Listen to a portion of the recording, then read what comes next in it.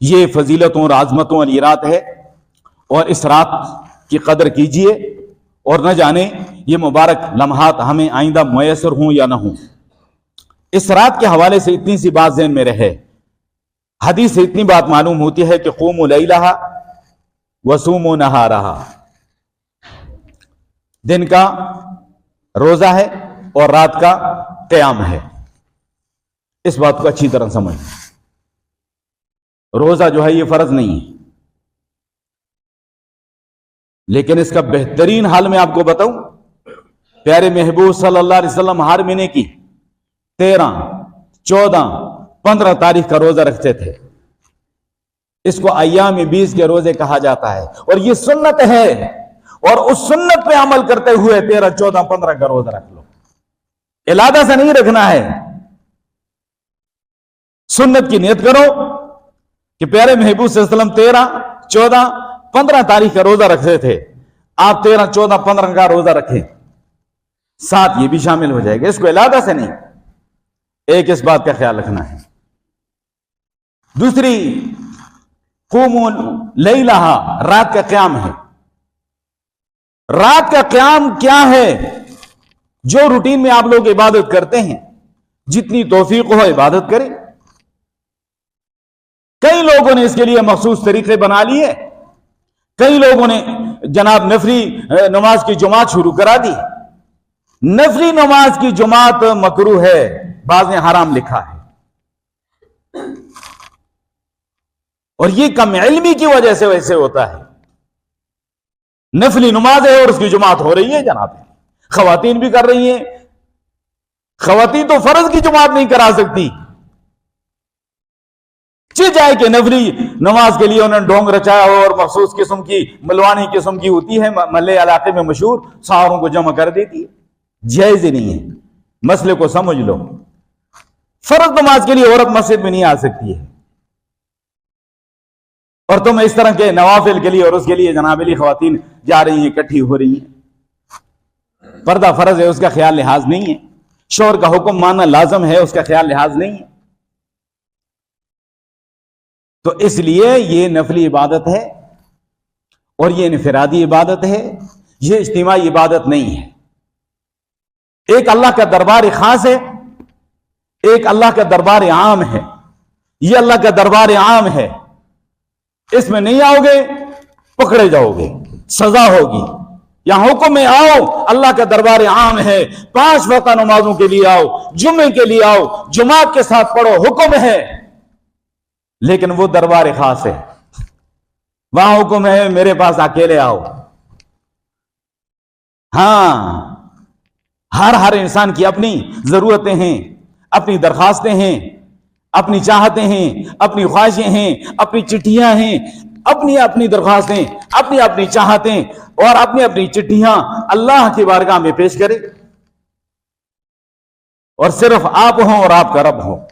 یقین جانے جب تہجد کے وقت آپ کھڑے ہونا کمرے میں، آپ اسے سمجھ لیں کہ اللہ میرا ہے اور میں اللہ کا ہوں، ایسی کیفیت پیدا ہوتی ہے۔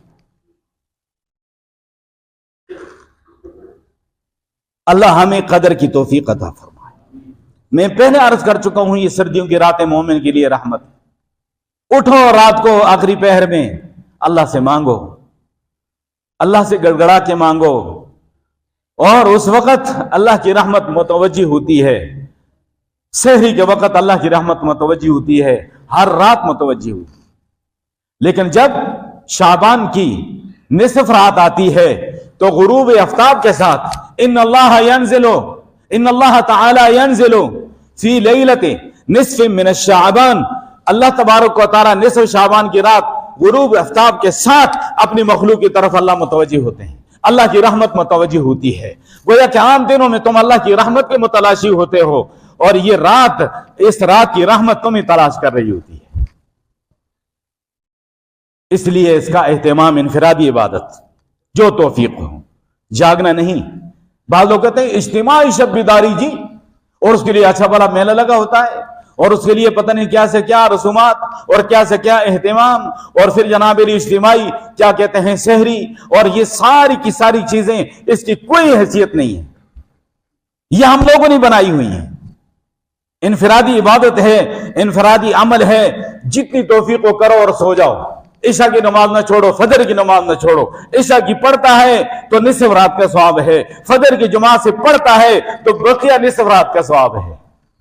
یہ دو نمازیں جماعت سے پڑھو، پوری رات کا ثواب ہے۔ اور میں آپ کو بتاؤں، صرف جاگنا اور برائے جاگنا مقصد نہیں ہے، اپنے رب کو منانا ہے، اپنے رب کے سامنے گڑ گڑانا ہے، اور میلوں ٹھیلوں میں یہ مبارک لمحات ضائع کرنے کے نہیں ہیں۔ نہ جانے یہ مبارک لمحات ہمیں آئندہ میسر ہوں یا نہ ہوں۔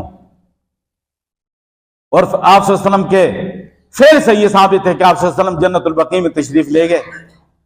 یاد رکھنا، جو عمل جس درجے میں، جس حد تک ثابت ہے، اس کو اسی درجے میں، اسی حد میں رکھو، نبی سے آگے نہ بڑھو، نبی سے آگے نہ بڑھو۔ پیارے محبوب صلی اللہ علیہ وسلم زندگی میں ایک دفعہ تشریف لے گئے، آپ بھی چلے جاؤ۔ ہم کیا کرتے ہیں، اجتماعی شب بیداری کے دوران بہت سارا جمگٹھا ہوتا ہے اور بہت سارے لوگ اکٹھے ہوتے ہیں اور کچھ گاتے پڑھتے ہوئے قبرستان جا رہے ہیں۔ یہ کیا طریقہ ہے؟ کہیں پریشان ہو جاتے ہیں، رات کے وقت کوئی جنازہ جا رہا ہے۔ جس درجے میں پیارے نبی صلی اللہ علیہ وسلم سے عمل ثابت ہے، یاد رکھنا اسی درجے میں رکھو۔ اللہ توفیق دے، کبھی کبھار چلے جایا کرو، لیکن میلے ٹھیلے میں نہیں۔ وہاں جا کے خوف خدا پیدا ہو، فکر آخرت پیدا ہو، موت کی یاد دہانی ہو۔ ان میلوں میں یہ چیز نہیں حاصل ہوتی۔ اور بہت ساری رسومات جو ہیں بر صغیر میں ہندو کے ساتھ رہتے ہوئے ہم کر رہے ہیں، اور اس رات کو قبرستانوں پہ پتیاں نشاور ہو رہی ہیں، پھول چڑھائے جا رہے ہیں، اور پتہ نہیں کیسے کیا ہو رہا ہے۔ اس کی کوئی اصلیت نہیں۔ اپنے پیاروں کے لیے سال ثواب کر لو، ہاں باقی ان کی قبر کی زیارت کرنی اچھی بات ہے، وقتاً فوقتاً۔ وہاں پر اگر کوئی گھاس وغیرہ ہوگا ہے، اس کو دور کر لو، اچھا کوئی پودا لگا لو، سبز گھاس ہوگا، وہ اللہ کی تسبیح کرے گا۔ باقی یہ میلے ٹھیلے اور ان کی کوئی اصلیت اور حقیقت نہیں ہے۔